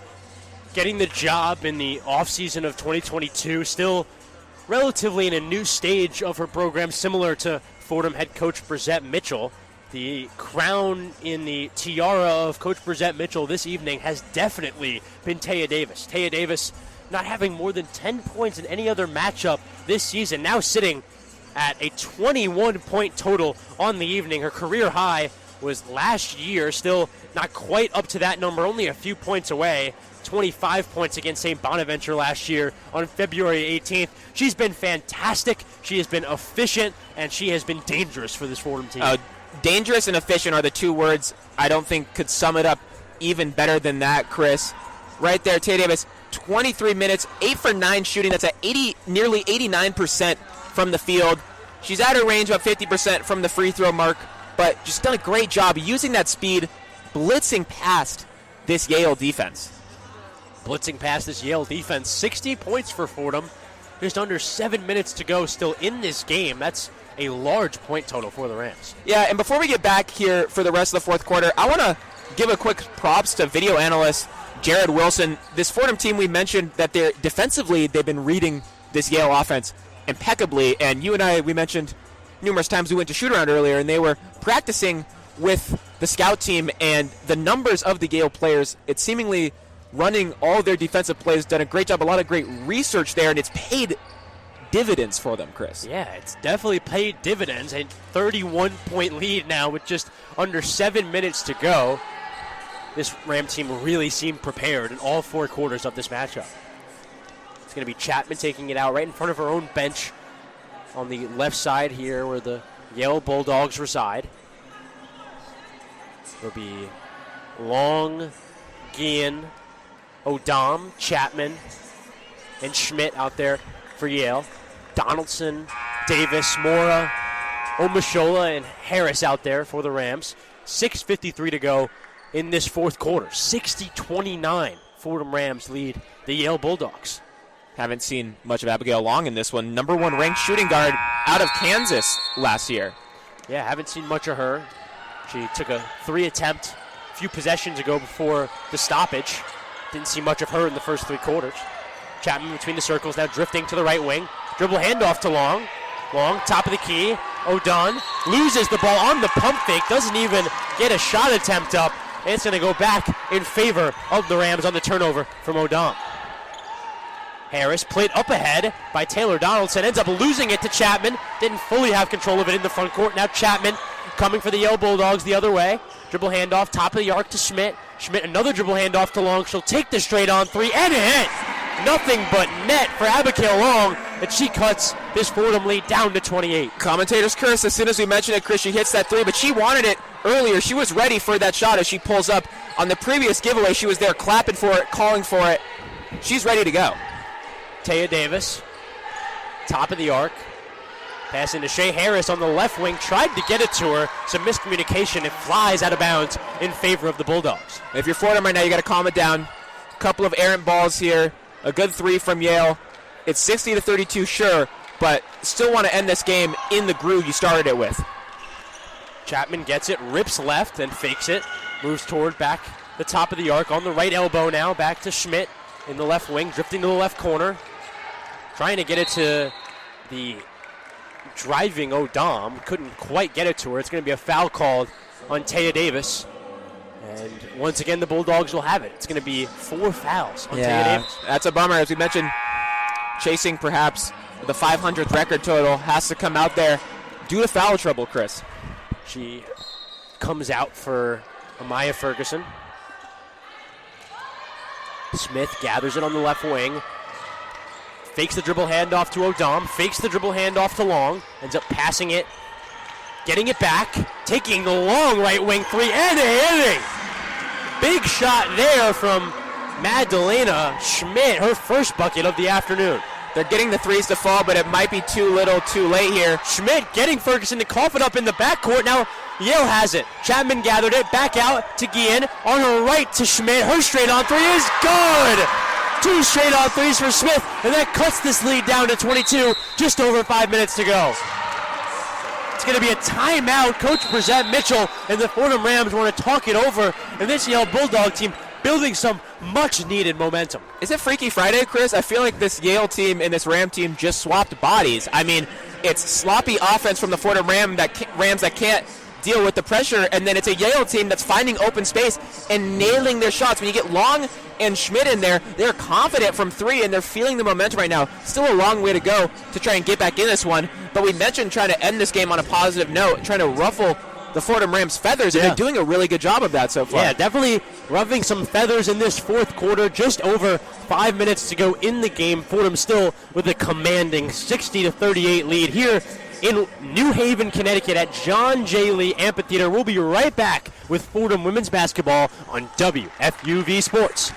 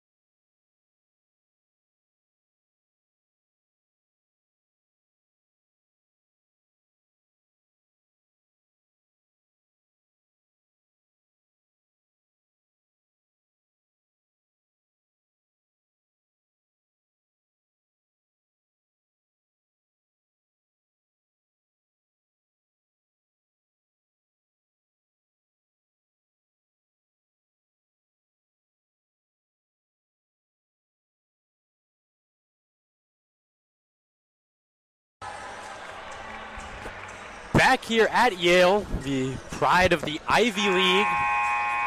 Ivy League, I think, show a bit of their ego. Every team in the Ivy League, they don't have a traditional logo. It's all just the letter of whatever their school starts with. It's a power move on one level, a bit egotistical on another. Yeah, it's the Ivy League, but I think they're getting a little bit schooled right now, Chris. Yeah. Fordham Rams with a big lead, trying to hold it out here. Fantastic analogy as Shea Harris eventually breaks the press for the Fordham Ram offense. To Mora, top of the key, to Donaldson deep on the right wing. Donaldson moving left around a Mora screen. A violent Mora screen called for an offensive foul. She put both of her forearms into the chest of Chapman, and it'll go back toward the Yale Bulldogs. Yeah, definitely a foul there on the screen from Mora. We mentioned the Ivy League ego. I think it might mean a little bit more, too, when you come to New Haven and you play the Ivy. You want to win a little more. Yeah, absolutely. Chapman gathers at top of the arc, takes the straight-on three, bouncing off back iron twice, no good. Ferguson getting the defensive rebound and pushing it for the Rams. To Shea Harris in transition, now getting to the rim and finishing with the right hand, and the foul! Shea Harris with impressive stuff, and she brings the Fordham right back to where they were in full control of this game. It's a great finish by Shea Harris, but I want to highlight there Ferguson going coast to coast. Amaya Ferguson getting in, finding the seams, and then dishing a good ball out to Harris to create that opportunity. Fantastic play there from Ferguson. Have Ferguson's family next to us, I believe. A big ovation for her in the starting lineups today, as that Shea Harris free throw rims in and out. Rebound by Yale. Schmidt has it for Yale. 4:27 to go in this fourth quarter. Yale trails 38-62. Chapman gathers at top of the arc, going right around the Guillen screen. It's going to be an offensive foul. We've seen illegal screen calls on the Rams offensively. There is one called on the Bulldogs. Yeah, definitely, Chris. Trying to get that push off. We mentioned Yale trying to get space by any means. Trying a little bit too hard there. It's going to be Ferguson getting it across half court. Tried to get it into Wilson Saltos. Ends up being a collision from Antoine and Wilson Saltos. Both hit the ground like a tree. That was almost...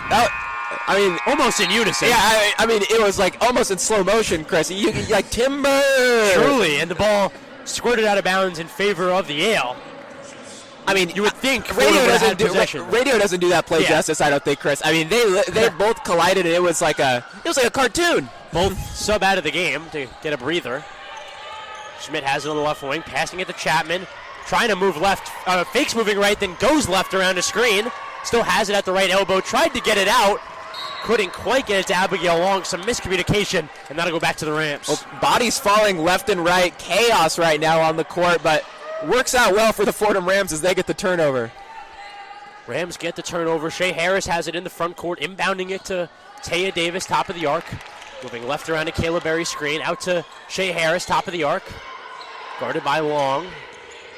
Calling for the handoff, gives it to Berry, right wing. She drives baseline side, stops, takes the mid-ranger, no good. Rebound by Chapman on the defensive glass. Chapman moving left to right, right to left. Finally getting into the front court.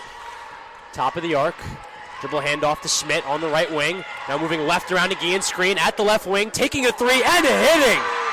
Big three there from Madeline Schmidt. And the Yale Bulldogs now within 20. Yeah, Schmidt was trying to get that three going earlier. Couldn't quite get it as Fordham gets another bucket on the other end. But Schmidt's their target woman from three, Chris. Yeah, Omashala scoring on the wonderful feed from Shea Harris right in the middle of the paint. Couldn't have situated her better. Schmidt on the left wing, guarded by Harris, 5-on-5. Chapman now has it, driving right around from the top of the arc to Long on the right wing. Pump fakes, drives inside at the right elbow, giving it in the right corner to Chapman. She hits.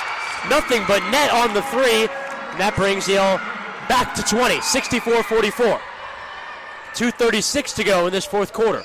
Donaldson outlet pass to Harris. She takes the mid-ranger and hits from the left wing, Shea Harris. That's just good quality fundamentals, Chris. Finding that space, finding Shea Harris open for the jumper, takes her time, and it's a pure jump shot. Chapman bringing it up for the Yale Bulldogs. 22-point lead now for the Rams, 66-44, 2:10 to go in this fourth quarter. Schmidt going right around to Guillen's screen, giving it back to Guillen. Gian giving it to Schmidt behind her, takes a long three, almost banked it in, almost hit basically every part of the rim. Heat check there. Yeah, heat check. Fordham offense moving the other way. Taya Davis going all the way to the rim and finishing with the right hand and the foul. Speaking of a heat check, Chris, how about that? Taya Davis once again in transition, using that speed and using her body, putting it in harm's way, getting it to fall, sticking the arm out. Almost looks like the Jordan logo there. Yeah. Getting it off the glass as she approaches. Some Statue of Liberty action. As she approaches the opportunity here with a made free throw to have 24 points on the night, only potentially 3 points away from 500 career points, Chris. She truly got to the rim so fast. Truly, in the speed of light, got to the rim.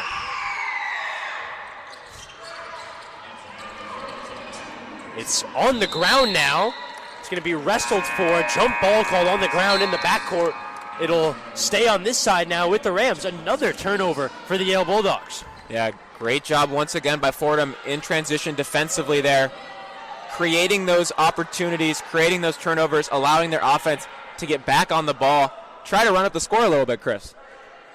Trying to semi-run up the score. 24-point lead, 68-44, 1:53 to go in this fourth quarter. Shea Harris has it in the left corner, out to Taya Davis on the left wing, and some battling under the basket. It's going to be a foul call. Wilson Saltos and Long really getting into it. They just got a little bit tangled up there, Chris. Yeah, it's going to be on Abigail Long. It'll be free throws for Wilson Saltos.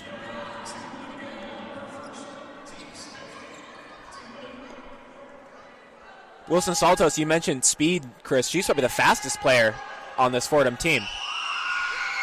Wilson Saltos missing the first. We saw them running earlier today. Wilson Saltos really at the front of the line with that. That's what Griffin is referring to. Carissa Antoine also out there, another speedster earlier this morning. Quick lineup right now for the Fordham Rams. Yeah, quick lineup out there. Giles Jones, Antoine as she misses the free throw. Wilson Saltos, Harris, and Taya Davis. 68-44 Rams lead the Yale Bulldogs. 1:40 to go in this fourth quarter. Schmidt gets it top of the arc, going right around a Moore screen, giving it to Moore top of the arc. Moore pump fakes back out to Schmidt. Schmidt pump fakes deep on the right wing, then fakes the drive. Passes it backdoor to Long in the paint, can't finish in the lane. Gets a second chance, can't finish that one either, but she'll go to the line for two. Yeah, there'll be another foul on Wilson Saltos, but Schmidt there from deep beyond the arc. You could tell she wanted to shoot that, Chris. Wanted to put up that three. Smartly opting, though, not to take the heavily contested shot. Finds Long with a great pass as she gets to the line. First one good from Abigail Long, the freshman joining this program this season. You know, they haven't made a lot of free throws so far, Chris, but I just heard the Mario coin sound off the made free throw. And now it's the it seems a true sign of their night. It's the pipe sound, but we didn't know. I didn't know they had that. A true sign of just how much they've struggled at the free throw line. Two there, made. Still a 22-point lead for this Ram team. 68-46, 1:15 to go in this fourth quarter. That outlet pass broken up. Not quite taken away by Odom, but would be out of bounds for the Rams. Yeah, Odom just falling out of bounds there, trying to go up for it. Almost looked like Washington Commanders versus Bears Hail Mary there, Chris. Ferguson getting it on the inbound from Harris on the opposite sideline, driving right side of the lane, trying to get it inside, intercepted, moving the other way is Moore. Schmidt, acrobatic layup in the middle of the lane, and the finish. Just under a minute on the clock. Just trying to shorten that Fordham lead any way they can. Coach Brissette Mitchell did not like what she saw with just under a minute left in this game, and she calls a timeout. Yeah, up by 20 with under a minute left. Game all about pretty much wrapped up, but I wonder if Coach Brissette Mitchell wants, one thing I just noticed, Chris, Taya Davis was checked out before then. She's coming back in the game. I wonder, I was going to say maybe with the clock wind down, there's always stuff to take from a game, and I think she might want to try stuff out now that she has the opportunity to test things in game, especially against the high press. But I think she also wants to give Taya Davis an opportunity here to chase some career history. Some personal history, if you will. Taya Davis, 23 points on the evening right now. Her career high with the Fordham Rams is 25 in late February against St. Bonaventure last year. 3 points away, Chris. 3 points away. I wonder if she'll pull 2 up points from away. 3 now. I wonder if she'll pull up from 3. Oh. She drives right to the lane. Beautiful feed to Wilson Saltos on the left block, and a finish from her. You can't get more unselfish than that, Chris. Taya Davis trying to chase 500 career points. Dishes in the lane, attracts all the attention, still passes it out to Wilson Santos. Abigail Long taking the wide open right wing 3 and a hitting, plus the foul. A possible 4-point play for the freshman. She'll go to the line and try to complete it. This game has everything, Chris. It's end to end. It's seemingly. It's truly been bizarre. Similar to our football team at MetLife Stadium earlier this week. It's an interesting game, Chris, but great job by Yale. I'll have to commend them. Still keeping their heads held high, still coming out with that press, doing everything well, especially Long and Schmidt, really trying to create opportunities there. It's going to be a official review trying to decide whether that one was a 2 or 3. We'll take a step back along with them. Fordham leading 70-51 on the road at Yale against the Bulldogs. 37.6 left on the clock. They came back quickly, so we'll stay here. Beat us to the punch, Chris. As I said, just 37.6 seconds left on the regulation clock. Fordham Rams lead the Yale Bulldogs 70-51. Rams looking for their 3rd win in a row, 2nd in a row on the road. This Fordham team last season really struggled with their road slate. A 2nd road win this quickly would really be good for momentum for this Ram squad and Coach Brissette Mitchell's program, as that 4-point play was completed at the free throw line. 30 seconds left. It's going to be a foul by Moore on Wilson Saltos in the front court. Still 70-52. Rams with an 18-point lead, 29.4 on the clock. I wonder if they're going to draw something up here, Chris, for Taya Davis on this inbounds. Oh, never mind. It's going to be Wilson Saltos going to the line, actually, off that foul. Yeah, Wilson Saltos going to the line. Should have a chance at 2. Wilson Saltos missing off back iron. Sound of children's screams maybe putting her off there. Yeah, across from us on the sideline. Wilson Saltos getting her 600th rebound in their last game against Stony Brook. That one good off back iron. 71-52, 19-point lead for the Rams. 26 seconds left in regulation. Schmidt has it on the left wing. Going right around the Dume screen. Long getting it on the right elbow to Moore. Drives inside, cutting right and finishing with the right hand. And a steal. Schmidt stealing it from the Shea Harris inbounder. Eventually that one's blocked under the basket. This is pandemonium, Griffin. Yeah, an intentional foul there by Moore on Carissa Antoine. I don't know why you would do that here, Chris. Down 71-54. So extending this game a little bit as Antoine will go to the line, but it's always a good opportunity to get reps from the charity stripe. Slightly extending this one just by a second or two. 5.5 seconds left in this fourth quarter. 71-54. Fordham Rams lead the Yale Bulldogs. Yale Bulldogs 1-8 on the season as Carissa Antoine misses that free throw. Yale going to move to 1-9 on the year after this one. Still really struggling so far this season, as that one's also missed off back iron. 3 seconds left on the regulation clock. Chapman will send up a half-court heave off back iron. Close, nearly but made no it. cigar. And that's it, the final buzzer in this one. 71, Fordham Rams win this one, 71-54 over the Yale Bulldogs. Their 2nd straight road win in a row, and their 3rd straight victory overall in a row.